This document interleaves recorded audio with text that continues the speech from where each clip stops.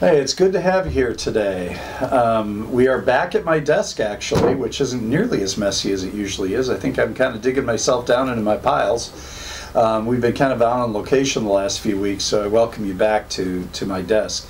And today I want to address a couple of issues, and I think they're all interconnected, so kind of bear with me.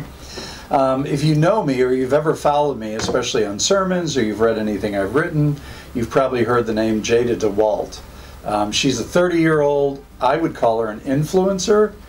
She's a poet, she's a writer. She's only got 2 books published, right?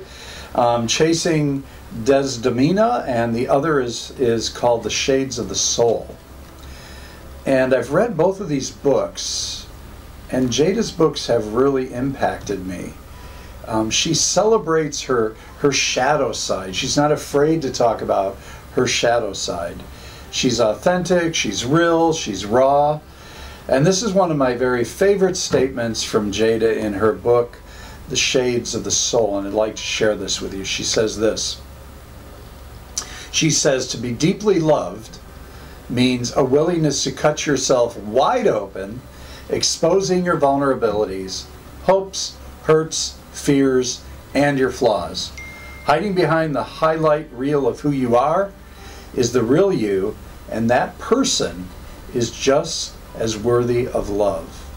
There is nothing more terrifying or fulfilling, she says, than complete love, but it's worth the risk, and she says reach for it. So I've come to understand over the years that I've been working with the populations that we work with here at Back Bay Mission, those who are unsheltered, those who are living in poverty, that they are some of the most vulnerable among us. And I'm not talking about simply vulnerability from the elements outside or vulnerable to death, being unsheltered. I'm saying they're incredibly vulnerable as they walk through the doors of the Micah Day Center, because they're admitting that they need assistance. They're admitting they don't have a place to shower, they don't have a place to wash their clothes. People, when they come into our administrative offices asking for energy assistance, for rental assistance, to prevent a homeless situation, or the food pantry, they sit down with the case manager, they have to share their story, and in so many ways they're admitting their vulnerability, and they're admitting that they are a part of a vulnerable, poverty-stricken population. And as the director of services over at Micah Day Center often says, Kenny Washington, he says, they're just one situation away from a situation. So people living in poverty, people living unsheltered are vulnerable. And the sad part is that they're often judged by Main Street population, right? By us who have traditional families, traditional homes, traditional marriages. Now, I am not new to this work, right? People who are without shelter and living in poverty. I've done this work in so many different settings. It's really been my life's work. I think about it as far as Clean Needle Exchange in Wisconsin, and working with street youth or HIV positive people, homeless, runaway, throwaway youth as they're called. All these populations who are incredibly vulnerable and living in poverty, they're also incredibly resilient. And I celebrate that resiliency. There's another Jada DeWalt quote that resonates with me. And she says this about vulnerability and resiliency. She says, when we learn how to become resilient, we learn how to embrace the beautifully broad spectrum of the human experience. That's something I came to understand about myself finally, probably in my 30s and my 40s, was that I am pretty resilient. That I've made it through a lot of hoops and challenges, abuse, and I'm incredibly resilient. But I've also noticed that sometimes in my resiliency, I am not very vulnerable. That it's really difficult to balance vulnerability with resilience, because sometimes if you're resilient, you want to put up walls, right? You don't want to show your vulnerability. So changing course. I think about vulnerability and I think about resilience in the midst of the ongoing pandemic, right? We were so sure we saw the light at the end of the tunnel. We were rejoicing, right? A couple of months ago, maybe sometimes even a few weeks ago. We could see the end of the tunnel of the pandemic. Well, I don't know about you, but I kind of did some pretty heavy soul searching during the time of the pandemic, right? About my life's goals, about my resiliency, around my vulnerability, and many people during this pandemic, they took on new hobbies, or they dug deeper into their older hobbies, whether that was cooking or artistic expression or writing or reading or puzzles or games. They found themselves comforting themselves by going to Amazon and buying, or calling their local grocery store and having their food delivered, or picking it up at the door. DoorDash, Grubhub. Bank lobbies were closed. We had to only drive through the drive-through for banking or for food, right? And actually now I find it quite strange, at least here on the coast of Mississippi, that when you go to some fast food joints, they're not open because they don't have enough staff. And everybody has to go through the drive-through. So when I was pastor at First Church in Phoenix before I arrived here, First Church United Church of Christ, I have to say I found my sanity in my dailies that were pandemic reflections sent out 5 times a week to the congregation. I apologize sometimes for my ramblings, but it was kind of helping me in this really difficult political atmosphere, this difficult pandemic atmosphere, this difficult time when there was so much injustice that was surfacing right around Black Lives Matter. It helped me relate all of that to my place as like a spiritual being and a part of this bigger humanity. I also started a collection of kind of rugged hiking sticks. I don't know how many of you have a collection. I actually brought 3 along with me today.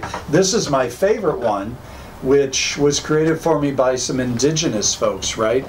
Indigenous Native Americans. They put a beautiful bead on the end of the walking stick. And so for me, during the pandemic, I found myself out on my day off, walking through the desert, right? Enjoying the beauty of the desert as I was hiking, because honestly just didn't have other opportunities, right?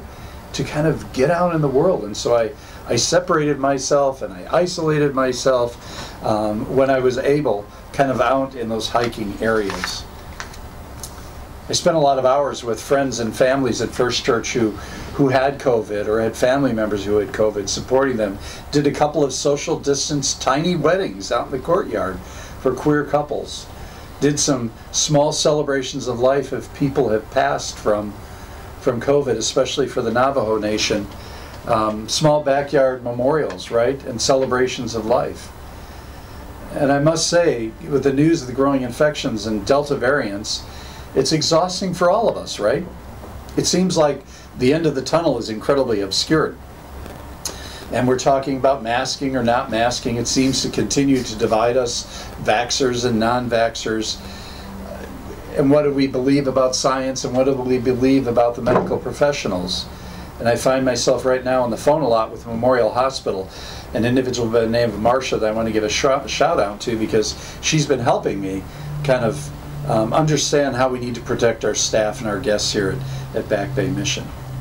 And I have to say that I think many of our Back Bay Mission staff, we're feeling that fatigue like all of us are, right?